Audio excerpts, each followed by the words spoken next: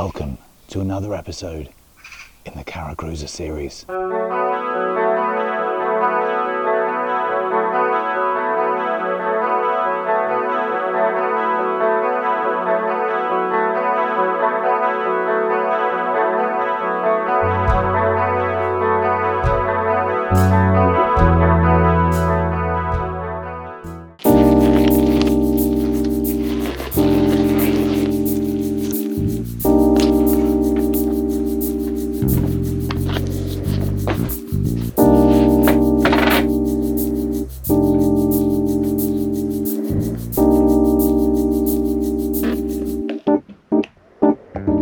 So, with some short trials on the water successful, I'm pressing on with getting the electronics fitted and wired in, which includes the windlass. For this to work, I need an anchor locker, which is what I'm making here. I made an MDF mould or plug, then covered it with some offcuts of plastic wall covering. I decided to experiment with what would happen adding a white pigment to the resin rather than traditional gel coat down first. I don't need gel coat on the inside because I'm bonding in some high density polyethylene to aid with the chain and rope sliding in.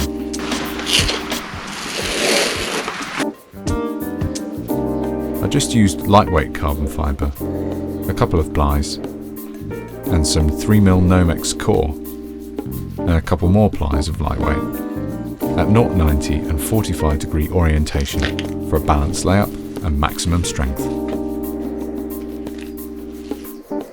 It's plenty strong enough, but because of the chain bouncing around in there, I wanted to go a little stronger.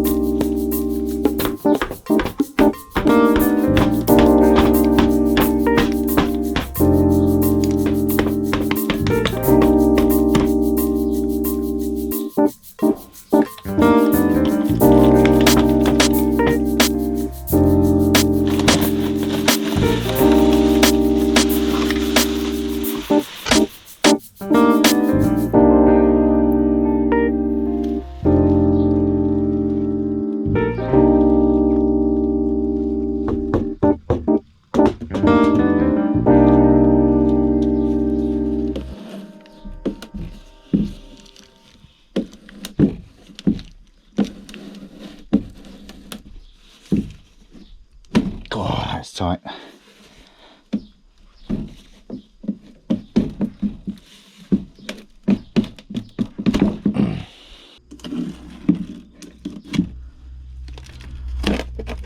Some gel coat on the outside after a braiding, and the HDPE bonded in, a hole drilled for the hatch and for the drain hole in the bottom. In the meantime, Essex had been working on making an enclosure for the Q Experience multifunction display.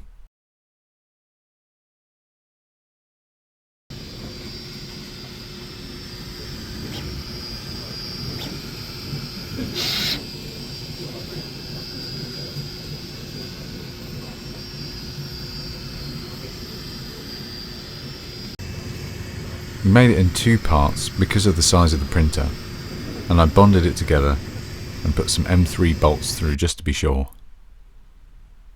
Thanks to Alex and Ross for their help and input as well. The whole assembly is going to hang above the front windscreen on an original CaraCruiser shelf. This takes us back to a couple of Christmases ago, where I had help from my mother-in-law Eileen to trim it with leather. Now, leather trimming's nothing new for me. I used to retrim upper-class interiors on Virgin Atlantic aircraft, but we had a sewing team, so I never made up the coverings, just stretched, fitted, glued and trimmed. Eileen hadn't worked with leather before, so it was a learning curve for her too. I was pretty happy with how it came out for a first try.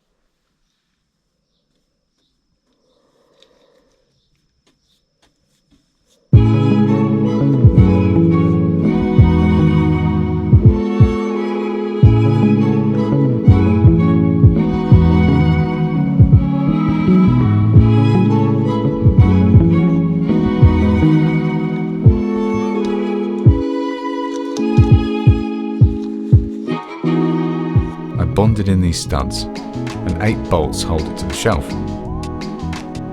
I don't know what the failure point would be, but hopefully we won't find out.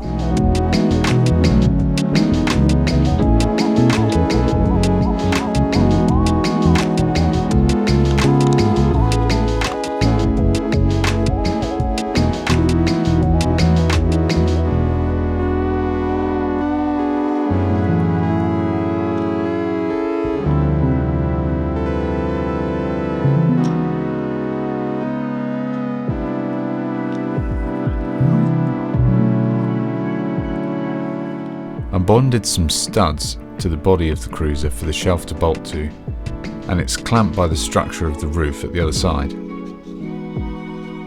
I will do a dedicated video for the MFD in the future because it is an amazing bit of kit.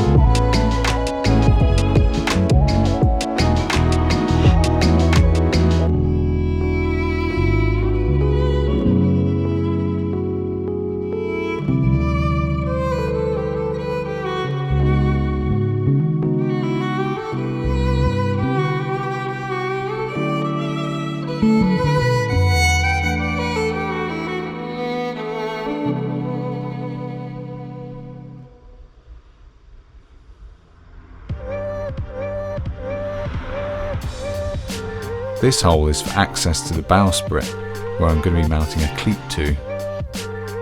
If I'm going to be anchored for a long period of time, or driving a long distance, I can secure the anchor rope or chain to it.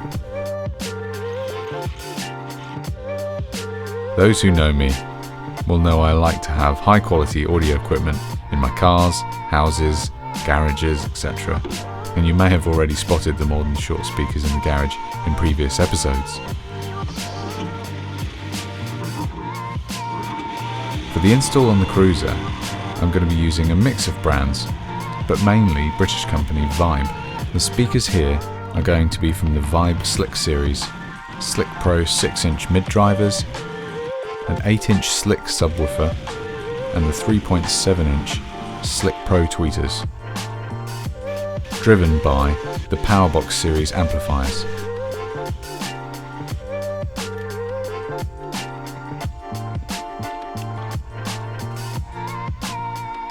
I've still got the 4 JBL 4-inch coaxials and the Alpine mid-bass 6x9 driver further down the cabin, plus the Sony Marine 6.5 inches on the rear deck area.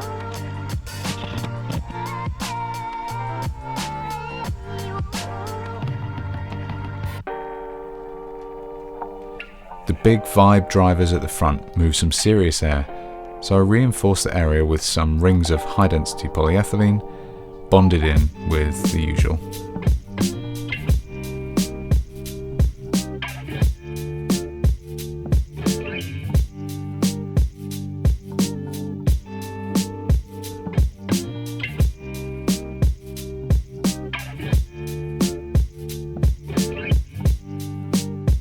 In addition to the Sony Marine speakers, on the rear deck I'm fitting some Fusion Marine 6-inch coaxial speakers.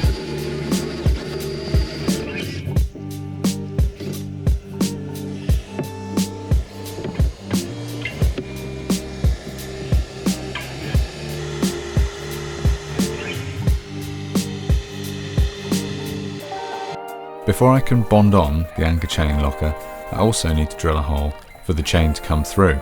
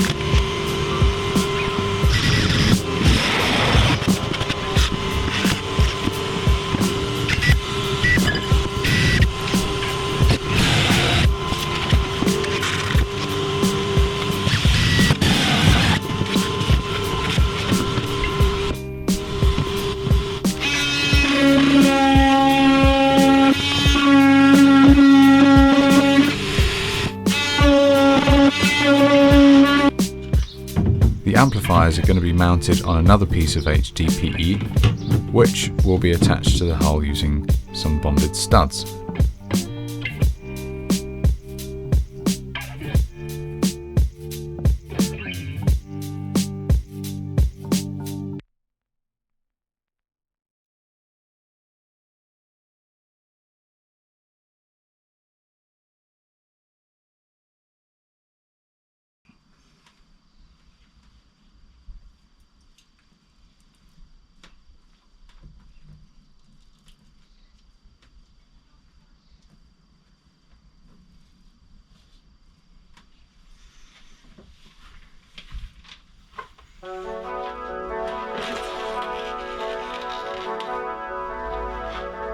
As always, thanks for watching. Give us a thumbs up, hit that subscribe button, and I'll see you next time.